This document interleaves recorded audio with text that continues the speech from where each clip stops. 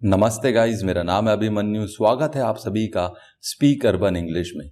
दोस्तों, लाइफ में हमें बहुत बार इन तरीकों के सेंटेंसेस का यूज़ करना पड़ता है। जैसा कि अगर मैं कहूँ मुझे गाड़ी चलानी नहीं आती, उसे खाना बनाना नहीं आता, तुम्हें बात करनी नहीं आती। तो दोस्तों, नहीं आती, नहीं आती, इन तरीकों के वाक्यों का इस्तेमाल हम अपनी डेली कन्वर्सेशन में बहुत बार करते हैं। तो आज के वीडियो में यही सीखेंगे इन प्रकार के सेंटेंसेस को इंग्लिश में किस रूल के अकॉर्डिंग आप फॉर्म कर सकते हैं। तो आइए दोस्तों, रूल देखते हैं।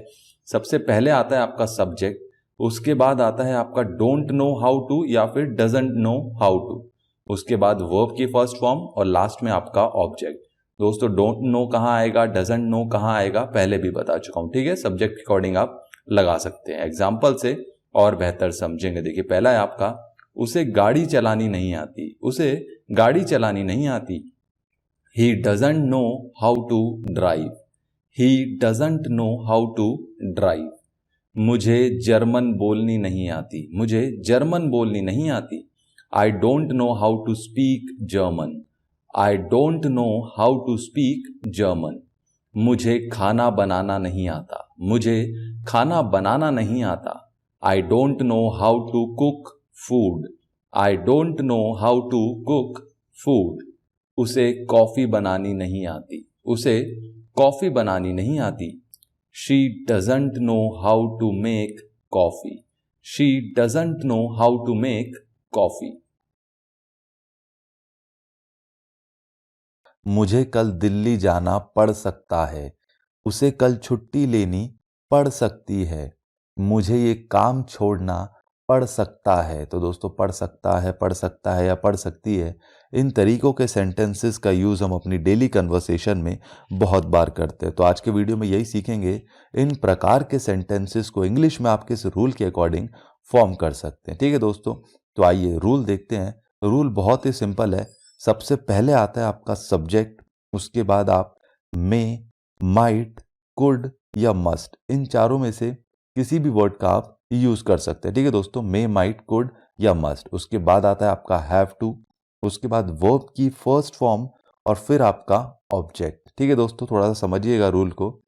Subject may, might, could, must, चारों में से कुछ भी, फिर हैव टू, वर्ब की फर्स्ट फॉर्म और ऑब्जेक्ट। एग्जाम्पल से और बेहतर समझेंगे। देखिए, पहला है मुझे ये काम छोड़ना पड़ सकता है। मुझे ये काम छोड़ना पड़ सकता है। इसे आप क्या लिख सकते हैं? I may have to leave this work. I may have to leave this work. अब दोस्तों, मे की जगह पे आप माइट भी लिख सकते हैं, I might have to leave this work, या फिर I could have to leave this work, या I must have to leave this work. अब दोस्तों, आप अपने अकॉर्डिंग कुछ भी लिख सकते हैं, चारों ही सही है। ठीक है, अब मैं मे लेके चल रहा हूं या मैं कहीं पे माइट ले लूंगा या कुड ले लूंगा, देखते रहिए। अगला है तुम्हें एक और खरीदना पड़ सकता है। तुम्हें एक और खरीदना पड़ सकता है। You might have to purchase one more. You might have to purchase one more. कल मुझे वापस जाना पड़ सकता है। कल मुझे वापस जाना पड़ सकता है। I may have to go tomorrow. I may have to go tomorrow. मुझे 10 मई को छुट्टी लेनी पड़ सकती है।